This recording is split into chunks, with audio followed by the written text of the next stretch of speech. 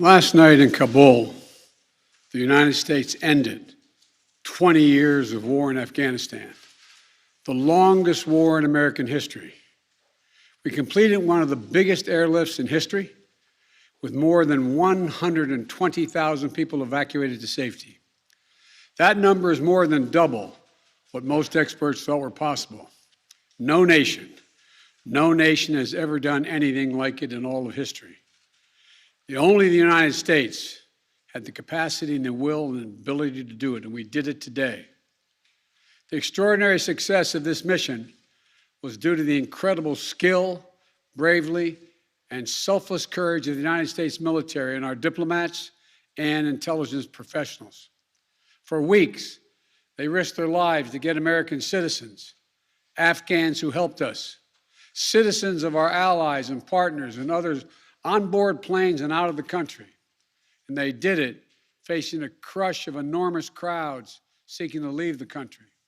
And they did it knowing ISIS-K terrorists, sworn enemies of the Taliban, were lurking in the midst of those crowds.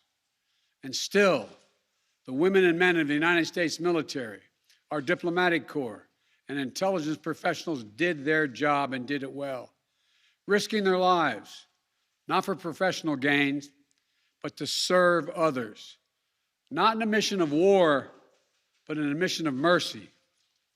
20 service members were wounded in the service of this mission. 13 heroes gave their lives. I was just at Dover Air Force Base for the dignified transfer. We owe them and their families a debt of gratitude we can never repay, but we should never, ever, ever forget. In April, I made a decision to end this war. As part of that decision, we set the date of August 31st for American troops to withdraw. The assumption was that more than 300,000 Afghan national security forces that we had trained over the past 2 decades and equipped would be a strong adversary in their civil wars with the Taliban.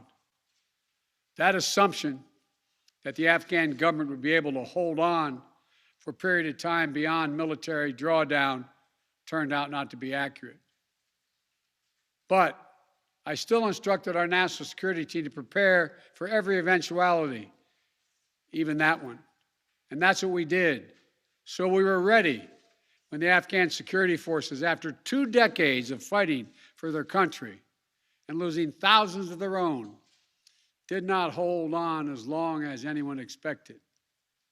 We were ready when they and the people of Afghanistan watched their own government collapse and their president flee amid the corruption and malfeasance, handing over the country to their enemy, the Taliban, and significantly increasing the risk to U.S. personnel and our allies.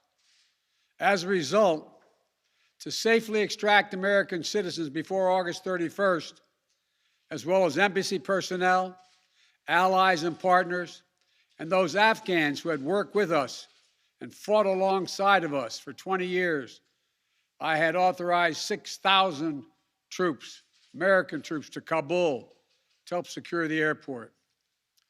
As General McKenzie said, this is the way the mission was designed. It was designed to operate under severe stress and attack, and that's what it did. Since March, we reached out 19 times to Americans in Afghanistan with multiple warnings and offers to help them leave Afghanistan, all the way back as far as March. After we started the evacuation 17 days ago, we did initial outreach and analysis and identified around 5,000 Americans who had decided earlier to stay in Afghanistan but now wanted to leave. Our Operation Allied Rescue ended up getting more than 5,500 Americans out. We got out thousands of citizens and diplomats from those countries that went into Afghanistan with us to get bin Laden. We got out locally employed staff of the United States Embassy and their families, totaling roughly 2,500 people. We got thousands of Afghan translators and interpreters and others who supported the United States out as well. Now we believe that about 100 to 200 Americans remain in Afghanistan, with some intention to leave. Most of those who remain are dual citizens, longtime residents who had earlier decided to stay because of their family roots in Afghanistan. The bottom line, 90% of Americans in Afghanistan who wanted to leave were able to leave. And for those remaining Americans, there is no deadline. We remain committed to get them out if they want to come out. Secretary of State Blinken is leading the continued diplomatic efforts to ensure safe passage for any American, Afghan partner, or foreign national who wants to leave Afghanistan. In fact, just yesterday, the United Nations Security Council passed a resolution that sent a clear message about what the international community expects the Taliban to deliver on moving forward, notably freedom of travel, freedom to leave. And together, we are joined by over 100 countries that are determined to make sure the Taliban upholds those commitments. It will include ongoing efforts in Afghanistan to reopen the airport, as well as overland routes, allowing for continued departure to those who want to leave and deliver humanitarian assistance to the people of Afghanistan. The Taliban has made public commitments, broadcast on television and radio across Afghanistan, on safe passage for anyone wanting to leave, including those who worked alongside Americans. We don't take them by their word alone, but by their actions. And we have leverage to make sure those commitments are met. Let me be clear. Leaving August the 31st is not due to an arbitrary deadline. It was designed to save American lives. My predecessor, the former president, signed an agreement with the Taliban to remove U.S. troops by May the 1st, just months after I was inaugurated. It included no requirement that the Taliban work out a cooperative governing arrangement with the Afghan government. But it did authorize the release of 5,000 prisoners last year, including some of the Taliban's top war commanders, among those who just took control of Afghanistan. And by the time I came to office, the Taliban was in its strongest military position since 2001, controlling or contesting nearly half of the country. The previous administration's agreement said that if we stuck to the May 1st deadline that they had signed on to leave by, the Taliban wouldn't attack any American forces. But if we stayed, all bets were off. So we were left with a simple decision.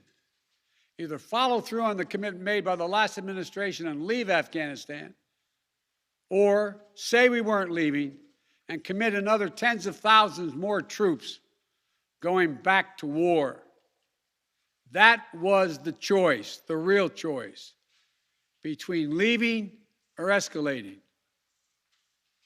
I was not going to extend this forever war, and I was not extending a forever exit.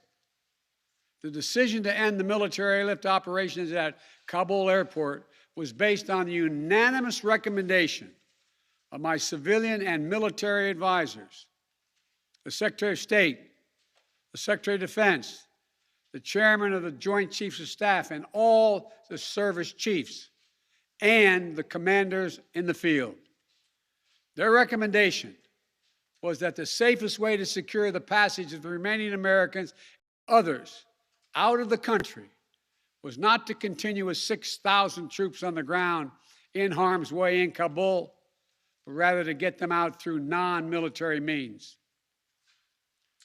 In the 17 days that we operated in Kabul, after the Taliban seized power, we engaged in an around-the-clock effort to provide every American the opportunity to leave. Our State Department was working 24/7, contacting and talking and in some cases walking Americans into the airport. Again, more than 5,500 Americans were airlifted out. And for those who remain, we will make arrangements to get them out if they so choose. As for the Afghans, we and our partners have airlifted 100,000 of them. No country in history has done more to airlift out the residents of another country than we have done. We will continue to work to help more people leave the country who are at risk. We're far from done. For now, I urge all Americans to join me in grateful prayer for our troops and diplomats and intelligence officers who carried out this mission of mercy in Kabul and at tremendous risk with such unparalleled results. An airlift that evacuated tens of thousands, to a network of volunteers and veterans who helped identify those needing evacuation, guide them to the airport, and provided them for their support along the way. We're going to continue to need their help. We need your help, and I'm looking forward to meeting with you. And to everyone who is now offering or who will offer to welcome Afghan allies to their homes around the world, including in America, we thank you. I take responsibility for the decision. Now some say we should have started mass evacuation sooner. And couldn't this have been done in a more orderly manner? I respectfully disagree.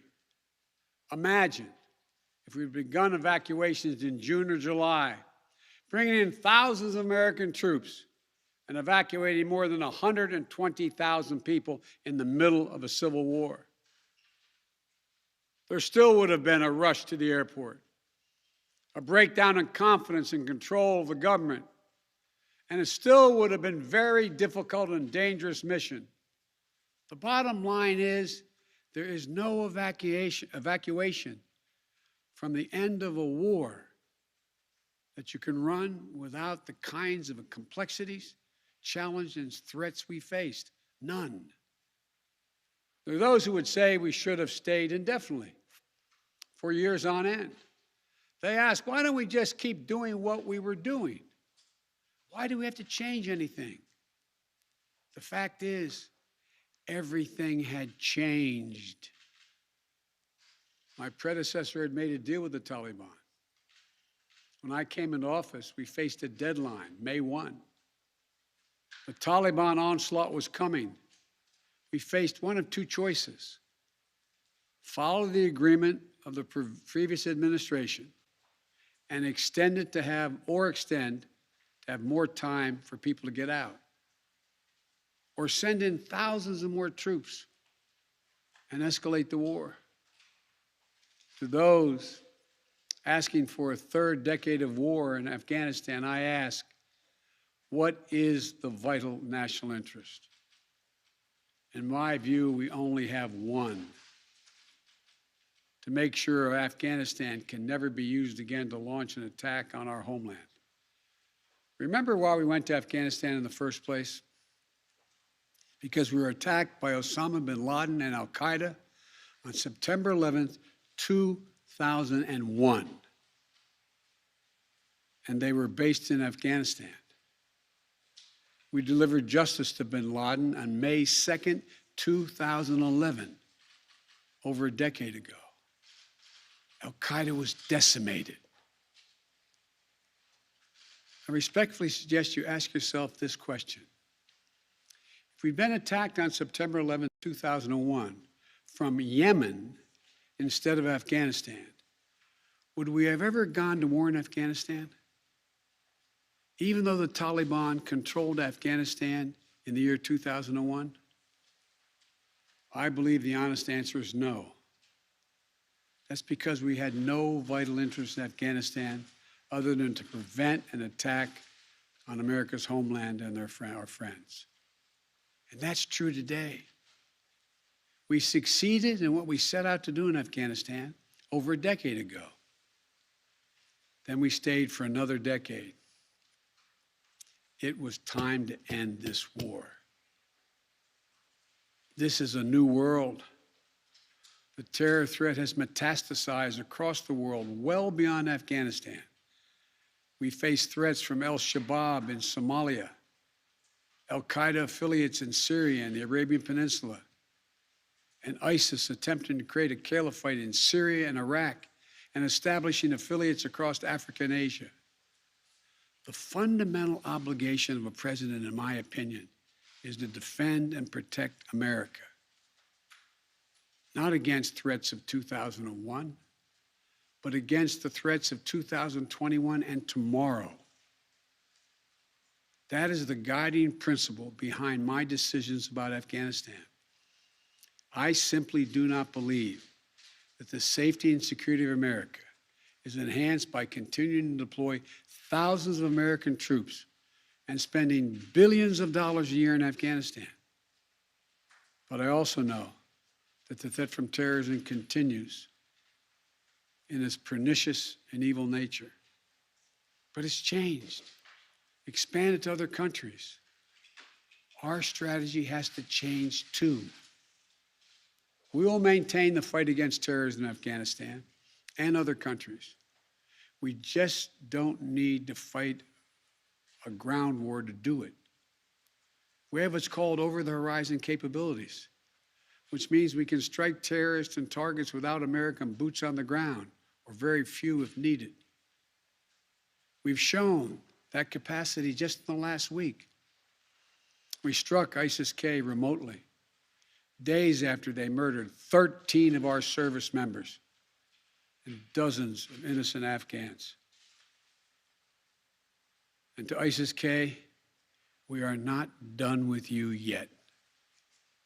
As Commander-in-Chief, I firmly believe the best path to guard our safety and our security lies in a tough, unforgiving, targeted, precise strategy that goes after terror where it is today, not where it was 2 decades ago. That's what's in our national interest. And here's a critical thing to understand. The world is changing. We're engaged in a serious competition with China. We're dealing with the challenges on multiple fronts with Russia. We're confronted with cyber attacks and nuclear proliferation.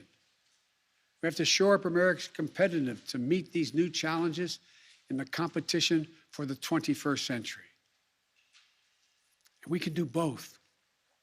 Fight terrorism and take on new threats that are here now and will continue to be here in the future. And there's nothing China or Russia would rather have, would want more in this competition in the United States to be bogged down another decade in Afghanistan. As we turn the page on the foreign policy that has guided our nation the last 2 decades, we've got to learn from our mistakes. To me, there are 2 that are paramount. First, we must set missions with clear, achievable goals, not ones we'll never reach.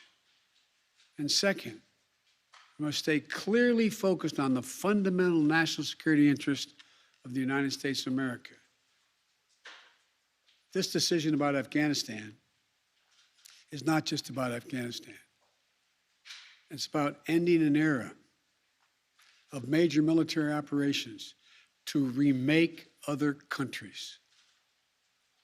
We saw a mission of counterterrorism in Afghanistan, getting the terrorists and stopping attacks, morph into a counterinsurgency, nation building, trying to create a democratic, cohesive, and united Afghanistan, something that has never been done over many centuries of Afghan's history. Moving on from that mindset and those kind of large-scale troop deployments will make us stronger and more effective and safer at home.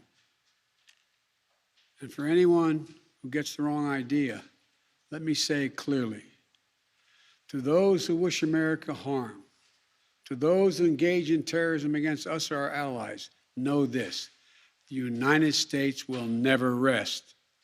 We will not forgive. We will not forget.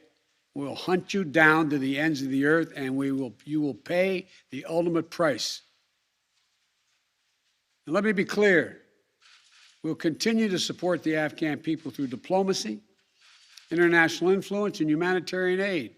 We'll continue to push for regional diplomacy engagement to prevent violence and instability. We'll continue to speak out for the basic rights of the Afghan people, especially women and girls, as we speak out for women and girls all around the globe. And I've been clear that human rights will be the center of our foreign policy. But the way to do that is not through endless military deployments, but through diplomacy, economic tools, and rallying the rest of the world for support. My fellow Americans, the war in Afghanistan is now over. I'm the fourth president who has faced the issue of whether and when to end this war. When I was running for president, I made a commitment to the American people that I would end this war. And today, I've honored that commitment. It was time to be honest with the American people again. We no longer had a clear purpose in an open-ended mission in Afghanistan. After 20 years of war in Afghanistan, I refused to send another generation of America's sons and daughters to fight a war that should have ended long ago. After more than $2 trillion spent in Afghanistan, a cost that researchers at Brown University estimated would be over $300 million a day for 20 years in Afghanistan, for 2 decades. Yes, the American people should hear this: $300 million a day for 2 decades.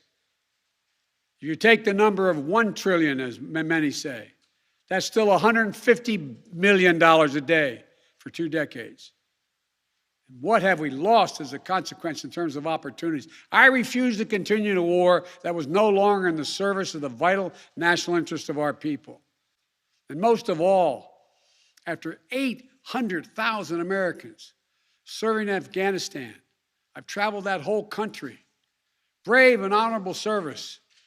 After 20,744 American servicemen and women injured, and the loss of 2,461 American personnel, including 13 lives lost just this week, I refuse to open another decade of warfare in Afghanistan. We've been a nation too long at war. If you're 20 years old today, you've never known an America at peace. So when I hear that we could have, should have continued the so-called low-grade effort in Afghanistan, at low risk to our service members, at low cost, I don't think enough people understand how much we have asked of the 1% of this country who put that uniform on, willing to put their lives on the line in defense of our nation.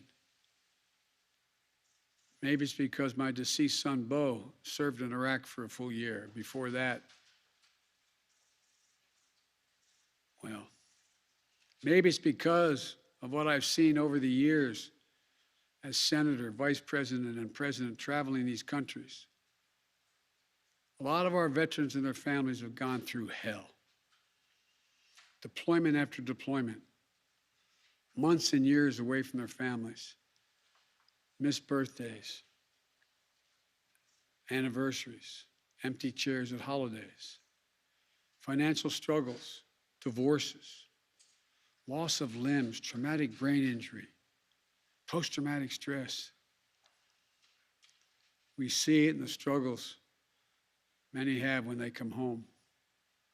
We see it in the strain on their families and caregivers. We see it in the strain on their families when they're not there. We see it in the grief borne by their survivors. The cost of war they will carry with them their whole lives. Most tragically, we see in the shocking and stunning statistic that should give pause to anyone who thinks war can ever be low grade, low risk, or low cost. 18 veterans, on average, who die by suicide every single day in America. Not in a far-off place, but right here in America. There's nothing low grade or low risk or low cost about any war. It's time to end the war in Afghanistan.